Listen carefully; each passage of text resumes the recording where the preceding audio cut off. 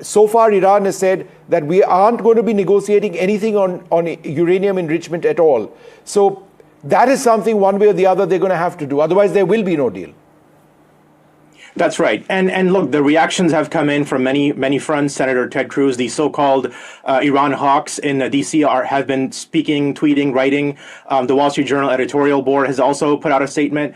And everybody on who is an Iran hawk is essentially calling for, and people who supported this conflict, who supported taking out Khamenei, are calling for maximalist inspection regime that would include, surprise visits. Remember, the JCPOA 2 gave a 30-day window for inspectors to be notified that they would be coming in to look at the centrifuges, to look at the inspection sites, and that was considered unacceptable. So if that window gets closed, if the final agreement includes a much more maximalist or much more aggressive inspections regime to verify whether uranium enrichment is continuing in a peaceful manner for power generation and not for dual use technology, as they say, I think that will be palatable to the Republicans. But again, that's a question, right? That the deal will be signed and then the inspections will begin. So these are all, and Iran has always refused to admit inspectors into its country and see it as a violation of their sovereignty. So again, my question remains that whether the Iranians are willing to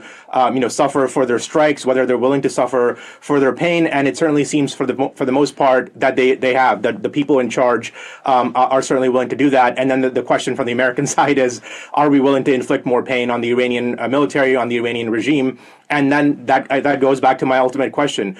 Do we want more destabilization in the region, or do we want peace and harmony in the region? And is that peace and harmony worth a Iranian state that survives in a zombified manner, that maybe potentially continues its support of Hamas and Hezbollah, and that destabilizes parts of the region as well? And I think, like I said, these are not things that are going to be hammered out in a day. This is not something that's going to be figured out by Rawalpindi, but there's going to need to be pressure from other parties, including China, for Iran to accept such a regime, such a deal, which will include inspections. But